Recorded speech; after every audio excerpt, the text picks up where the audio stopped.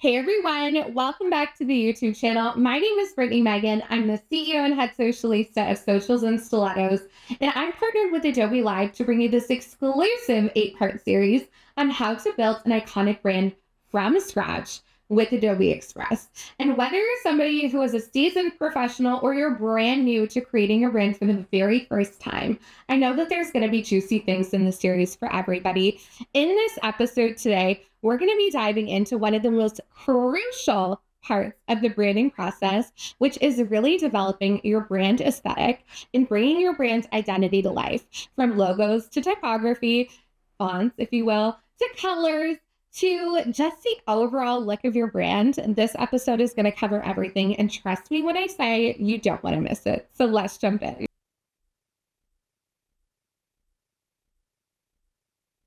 Before we jump into today's episode, if you haven't already watched episode 1, go back. You're going to want to watch that because we're going to be pulling out our brand questionnaires from the last episode, and we're going to be referring back to it as we're designing today. So go back, watch that episode if you haven't already. For those of you who already have your brand questionnaire filled out, I'm so excited you're back. And I can't wait to bring you through the second part of our series, which is bringing the strategy to life with unique visuals and creating your brand identity. So from this questionnaire that you've already filled out, it's time to start thinking about the aesthetic piece of that. How does all of that you've filled out create something or turn into something essentially that visually represents everything on first glance? And this is where we're going to really start by creating a mood board in Pinterest. And this is my favorite first step because I think that mood boards are so powerful. They really allow you to kind of pin or save things without limitations in a way that you're able to have full creative flow and freedom over what you want your brand to become. And then later down the line, when we come up with our fonts, our colors, and most importantly, the logos, all of this can be taken into consideration to kind of curate something that matches that entire aesthetic and vibe. So we're going to start by creating our mood board. And guess what? It gets better.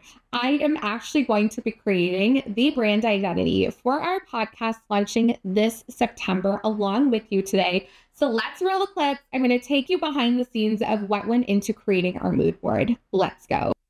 When it comes to creating mood boards in Pinterest, the key is going to be to have fun with it. I want you to look at different typography, graphics, outfits, and just images in general that inspire you.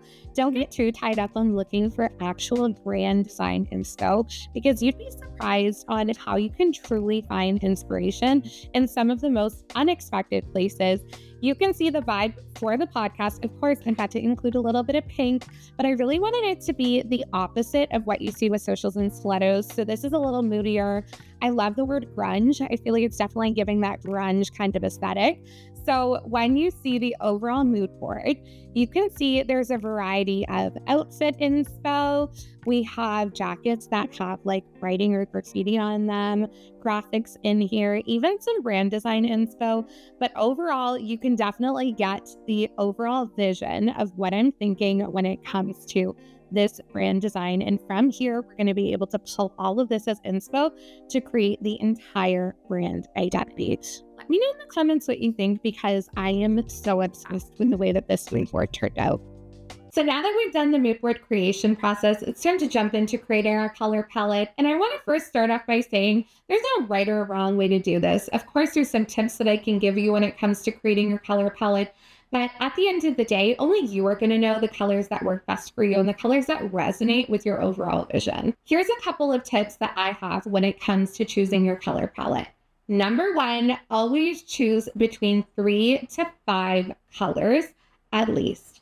And I say at least, and I want you to take this with a grain of salt because it is possible that you have a few extras. I know with Socials and Stilettos, we have a very extended color palette, and that's something that makes us very unique, but it can also overcomplicate things. So the sweet spot I found is sticking between 3 to 5 colors, preferably 5, because when you have 5 colors, it gives you enough to work with and really have fun with when it comes to creating graphics and really how your brand shows up online. In those 3 to 5 colors, I want you to also consider that you're going to want to have at least one light and one dark color.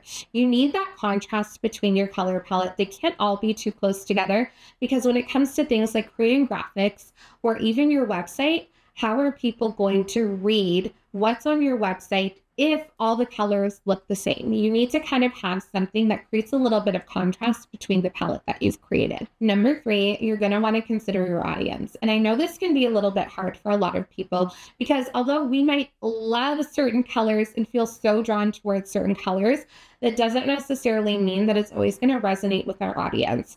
I feel like I got really lucky with Socials and Stilettos, because our brand is very femme. It is very like powerful energy and confident, that the shades of pink that we were able to use just happen to be all my favorite shades of pink.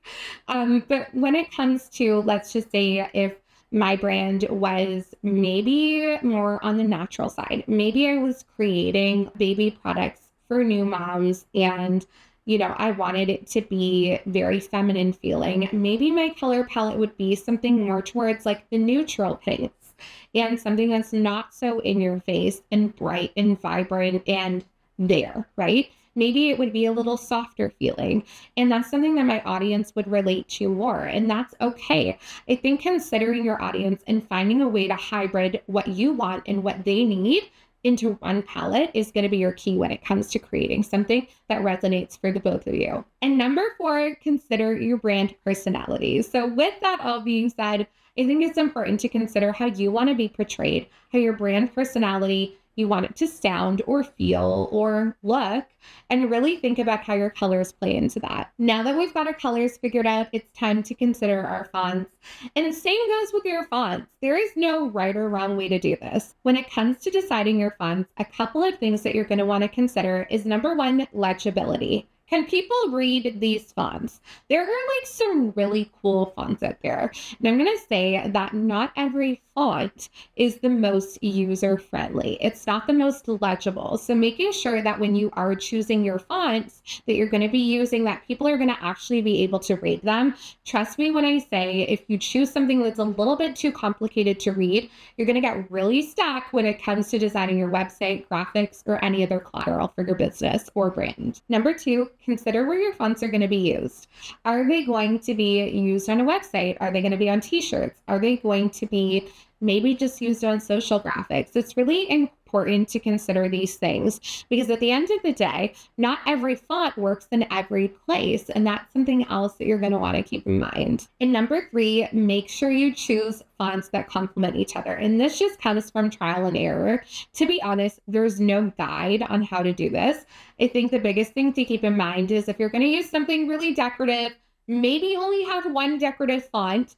Don't use more than one of those, and choose something a little bit more grounded or a little bit more simple to match. Now that you have your fonts and colors streamlined, it's time to chat about logo creation. And I do have a couple of tips for you. Number 1, don't overcomplicate things. It's very easy to overcomplicate your logo, but just remember, your logo needs to be simple so that it's easily recognizable and easy to read. Number 2, be unique, have fun with it. Don't be afraid to try different things. There's no right or wrong when it comes to creating your logo, but you want it to represent you and your brand in the best ways possible. Number 3, think about versatility. Where's your logo going to be used? You want it to be scalable. You want it to be something that can be used on a business card or used on a billboard if you need to. So don't limit yourself by creating something that can't be used in more than one place. And number 4, always, always, always have more than one logo variation. This is so important, because when it comes down to where your logos are going to be used, you might want to have different formats to play around with. And having a logo suite that really serves your business or your brand in different ways is going to make your life so much simpler. Let me tell you. If you're thinking, Brittney, I have no design experience, how am I going to create a logo? Don't worry, I've got you covered. Inside of Adobe Express, you can actually play around with the logo maker to help you curate a logo for your new brand with little to no design experience at all. So let's play around with it and see what we can come up with for the Pretty Iconic podcast. From the home screen, we're going to go ahead and scroll down until we find a logo maker. Let's start by adding our new brand name in, as well as choosing an industry or a niche that best aligns with it. If you have a slogan or a tagline, you can also go ahead and add that, and then choose which logo style you feel most drawn to. If you have an icon in mind, go ahead and search for something that you feel drawn to. For me, it was a lips. I didn't want to go with a traditional mic. And then go ahead and choose a logo to customize. There are so many to choose from. It definitely took me a hot second to choose my favorite, but I ended up settling with this circular icon. And then go ahead and open the editor to customize. From here, you can go ahead and add in the colors that you've selected, change up the positioning of anything if you want to play around with it, but it really does help give you the bones of the logo that you can then go ahead and customize to however you see fit. Surprise, surprise, you already know that I had to use our signature Socials and Stilettos pink shade in this logo, and I am so obsessed with the way that it turned out. This logo maker is really incredible to use. I feel like it's so user-friendly, and if you're somebody like me that really is not a natural designer or doesn't have design experience or didn't go to school for graphic design, this is going to be a game changer for you if you are busy on a budget or you really just want to put something together quickly that aligns to your overall vision. Now that we've gone ahead and exported our logo, I was way too excited. I could not hold myself together. I had to go in and create a quick little wallpaper for my phone to help get excited about the new podcast. So I went ahead and searched for the sizing or dimensions for a wallpaper and went ahead and created a new project, started adding my logo in, played with the positioning a little bit, and once I was happy, went ahead, downloaded it, airdropped it to my iPhone, and then went ahead and set it as a wallpaper. Of course, I did not want to stop there, so I went ahead and changed the color of the clock as well to match my new brand logo and color, played around with the positioning just a little teensy bit more until I was fully happy with it. And there you have it. There's the wallpaper too. That was pretty cool, right? I mean, honestly, this feature is such a game changer, especially if you're somebody who really needs to create something with a small budget and you're not design savvy and need a little bit of help, or if you just want to lighten your creative process, this could be a really great tool to help you find some inspiration when it comes to your logos. Now that we have all of our pieces ready to go, it's time to bring them into our brand kit in Adobe Express for easy designing and easy accessibility moving forward. Let me show you how to do that. From the home screen, you're going to navigate to the left panel and choose brand and then create new brand. From here, you're going to go ahead and name the brand. I always like to name it either whatever project or business that I'm uploading the assets from.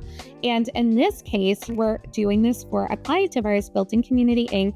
We've already added our logos, and now we're going ahead and choosing between either adding a color swatch or a color palette. Perfect if you have multiple palettes that you work for a few different sub-brands that are housed under maybe one business. This is a great option. I always love doing this because I think seeing the brand palette together as a color palette really just helps me visualize things as I'm working. And now we're going ahead and adding in our brand fonts. You can either upload brand fonts that you own or have licensing to, or you can search the thousands of Adobe fonts and choose which you'd like to be your signature brand fonts for your new brand.